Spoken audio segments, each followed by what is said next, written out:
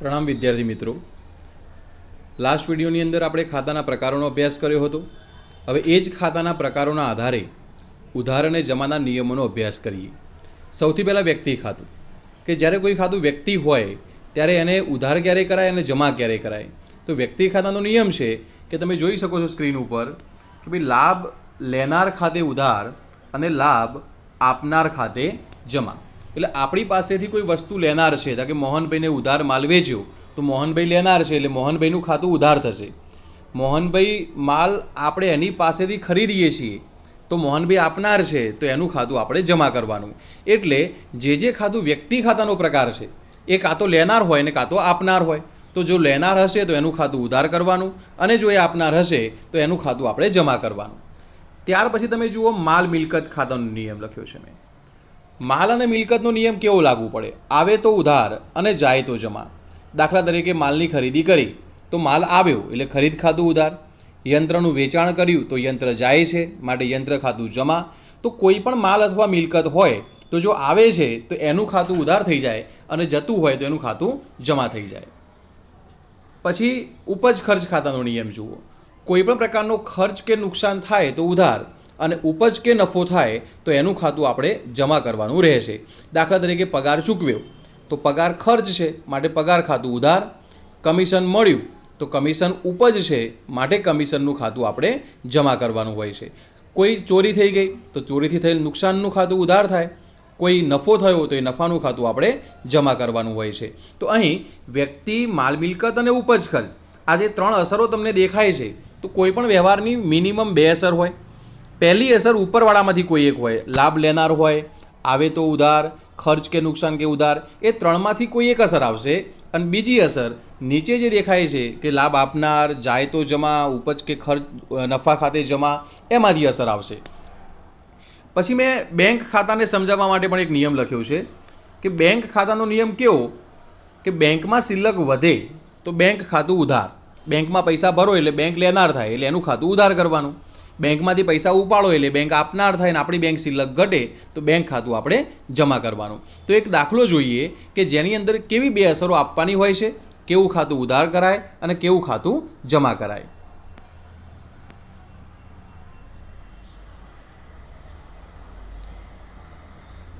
તમે અહીં સ્ક્રીન ઉપર એક રકમ જોઈ રહ્યા છો। પહેલો વ્યવહાર જોજો। એમાં માલિક ધંધામાં રૂપિયા 100 લાવ્યો તો 100 લાવે તો રોકડ આવે છે અને માલિક આપનાર છે। હવે રોકડ આવે છે એટલે ખાતાનું નામ શું પાડ્યું આપણે? જુઓ, રોકડ ખાતું। માલિક આપનાર છે તો ખાતાનું નામ પાડ્યું આપણે મૂડી ખાતું। હવે રોકડ ખાતું એ કયા ખાતાનો પ્રકાર કહેવાય? તો કે માલ મિલકત। તો એનો નિયમ શું હતો? આવે તો ઉધાર। તો જુઓ, રોકડ આવે છે માટે રોકડ ખાતું ઉધાર। માલિક આપનાર છે, વ્યક્તિ ખાતું લાગુ પડે માલિકને। વ્યક્તિ ખાતાનો નિયમ શું હતો? લાભ લેનાર ખાતે ઉધાર અને આપનાર ખાતે જમા। તો અહીં જોઈ શકાય છે કે માલિક આપનાર છે માટે મૂડી ખાતું જમા થયું। માલિકે ધંધામાંથી 50 ઉપાડ્યા। હવે ધંધામાંથી રોકડ જાય છે અને માલિક લેનાર છે। હવે ધંધામાંથી રોકડ જાય છે, જાય એટલે જમા, આવે તો ઉધાર તો રોકડ ખાતું જમા થઈ ગયું। માલિક લેનાર છે, લેનારનું ખાતું ઉધાર જ થાય વ્યક્તિ ખાતાના નિયમ મુજબ તો ઉધાર થઈ ગયું।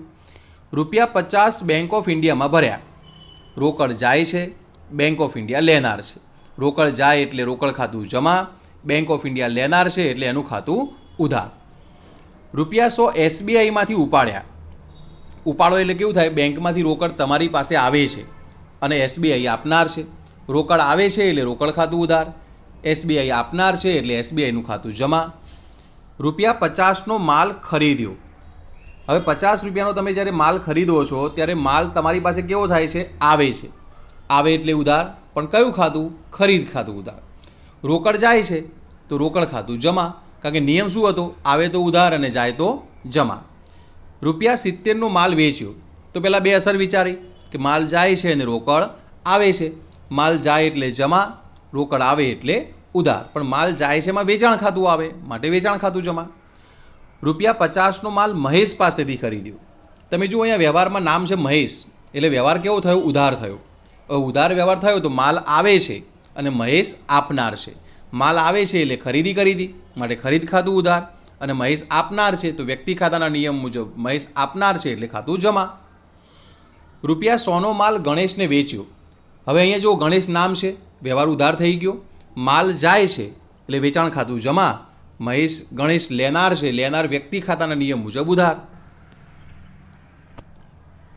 પછી 9મો જુઓ, રૂપિયા 100નું યંત્ર ખરીદ્યું.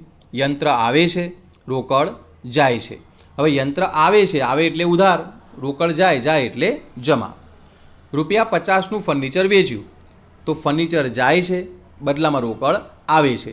ફર્નિચર જાય તો ફર્નિચર ખાતું જમા, રોકડ આવે તો રોકડ ખાતું ઉધાર. કારણ કે નિયમ માલ મિલકત ખાતાનો યાદ રાખવાનો છે આપણે. રૂપિયા 500ની જમીન ચમનને વેચાણ કરી. અહીંયા ચમન નામ છે, વ્યવહાર ઉધાર થઈ ગયો, તો જમીન જાય છે, ચમન લેનાર છે. જમીન જાય એટલે જમા અને પેલો લેનાર છે એટલે વ્યક્તિ ખાતાના નિયમ મુજબ ઉધાર, ચમનનું ખાતું. રૂપિયા 700નું કમ્પ્યુટર રમેશ પાસેથી ખરીદ્યું. તો અહીંયા કેવું થાય, કમ્પ્યુટર આવે છે, કોણ આપનાર છે, રમેશ. કમ્પ્યુટર આવે છે, કમ્પ્યુટર ખાતું ઉધાર, રમેશ આપનાર છે, વ્યક્તિ ખાતાના નિયમ મુજબ જમા. 400નો માલ પવનને પરત કર્યો. હવે પવનને માલ પાછો આપો તો પવન લેનાર છે, પવન ખાતું ઉધાર. માલ જાય છે પણ કેવી રીતે ગયો, ખરીદેલો પાછો ગયો, માટે ખાતું જમા થાય પણ કયું ખાતું, ખરીદ પરત ખાતું. રૂપિયા 300નો માલ રમણે પરત કર્યો. હવે રમણને તમે માલ વેચ્યો હોય તો પાછો આવ્યો એટલે માલ આવે છે, પણ વેચેલો પાછો આવ્યો એટલે વેચાણ પરત ખાતું ઉધાર. રમણ આપનાર છે, રમણનું ખાતું જમા. 500નો માલ આગમાં નાશ પામ્યો. હવે આની બે અસર શું થાય, આગથી નુકસાન થાય છે અને આગથી બળીને માલ જાય છે. આગથી નુકસાન થાય તો આગથી થયેલ નુકસાન ઉપજ ખર્ચના ખાતાનો નિયમ હતો, ખર્ચ કે નુકસાન ખાતે ઉધાર કરવું. તો આગથી નુકસાન થયું માટે આગથી થયેલ નુકસાનનું ખાતું ઉધાર. આગથી બળીને માલ ગયો તો ખરીદ ખાતું કોઈ પણ રીતે માલ જાય વેચાણ સિવાય તો જમા કરવાનું. રૂપિયા 300નો માલ ચોરાઈ ગયો તો ચોરીથી નુકસાન થાય છે માટે નુકસાનનું ખાતું ઉધાર. ચોરીથી માલ જાય છે માટે ખરીદ ખાતું જમા. 200નો માલ ધર્માદામાં આપ્યો. ધર્માદો ખર્ચ છે, ધર્માદા ખર્ચનું ખાતું ઉધાર. ખરીદીથી માલ ધર્માદાથી માલ જાય છે માટે ખરીદ ખાતું જમા. રૂપિયા 100નો માલ જાહેરાતમાં આપ્યો. જાહેરાત ખર્ચ છે, ખર્ચનું ખાતું ઉધાર. જાહેરાતમાં માલ જાય છે, ખરીદ ખાતું જમા. હવે વિદ્યાર્થીને થાય કે આ 15 થી 18 સુધીમાં સાહેબ તમે ખરીદ ખાતું જમા કર્યું છે. જનરલી ખરીદી તો માલની ખરીદી કરીએ ત્યારે ના આવે, પણ ખરીદેલા માલમાંથી આગથી, ચોરીથી, વરસાદથી, ધર્માદાથી માલ જતો રહે ને કોઈ અન્ય કારણથી, એ વખતે ખરીદ ખાતું જમા કરવાનું રહેશે. બીજા વ્યવહારો જોઈએ.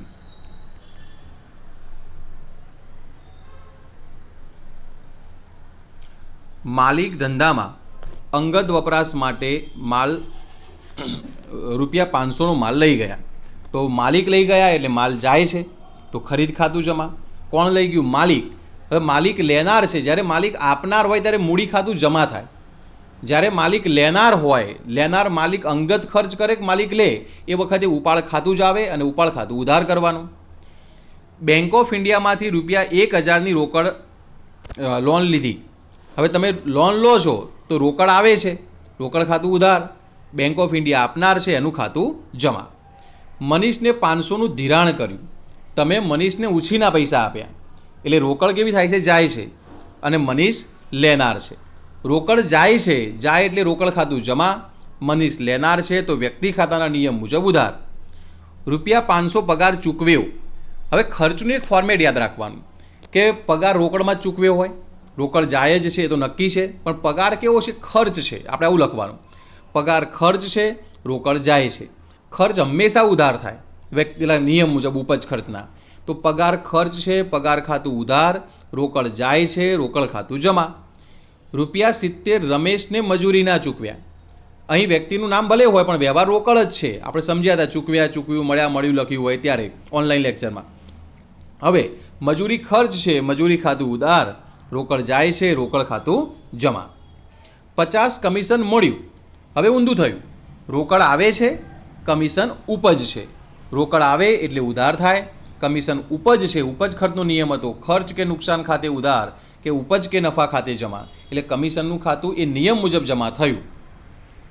રૂપિયા 100 ડિવિડન્ડ મહેશ પાસેથી મળ્યું.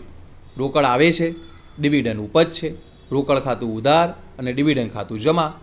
બેંકે વ્યાજના 700 જમા કર્યા એટલે આપણા ખાતામાં બેંકે 700 રૂપિયા નાખ્યા એટલે બેંક શિલ્લક વધે છે અને બેંક વ્યાજ ઉપજ છે. બેંક શિલ્લક વધે એટલે બેંક ખાતું ઉધાર થાય અને બેંક વ્યાજ ઉપજ છે એટલે ખાતું જમા થાય. બેંકે વ્યાજના 500 ઉધાર્યા. હવે આમાં શું થાય, બેંક આપણા ખાતામાંથી પૈસા લઈ લે એટલે બેંક શિલ્લક ઘટે છે, બેંક ચાર્જિસ ખર્ચ છે. બેંક શિલ્લક ઘટી એટલે બેંક ખાતું જમા થયું અને ખર્ચનું ખાતું ઉધાર થયું. ₹100નો માલ ખરીદ્યો જેના નાણાં ચેકથી ચૂકવ્યા. હવે માલ ખરીદ્યો એટલે માલ તો આવે છે, ખરીદ ખાતું ઉધાર, પૈસા બેંકમાંથી ગયા એટલે આપનાર કોણ થયું? બેંક, માટે બેંક ખાતું જમા. ₹500નો માલ વેચ્યો જેના નાણાં ચેકથી મળ્યા. માલ જાય છે, માલ વેચ્યો એટલે વેચાણ ખાતું જમા થાય, પૈસા બેંકમાં આવ્યા એટલે બેંક શિલ્લક વધી, માટે બેંક ખાતું ઉધાર થાય. એક્સ પાસેથી વ્યાજના લેણા થયા.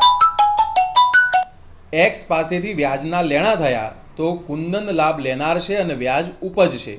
કુંદનનું ખાતું ઉધાર અને મળેલ વ્યાજનું ખાતું જમા. તો વિદ્યાર્થી મિત્રો, આ રીતે દરેક વ્યવહારની બે અસર અને ખાતાનો પ્રકાર નક્કી કરવાનો હોય અને એમાં ઉધાર અને જમાના નિયમ મુજબ ઉધાર જમા કરવાનું હોય છે. નેક્સ્ટ વિડીયોમાં આપણે આમનો જ ચેપ્ટરનો અભ્યાસ કરીશું.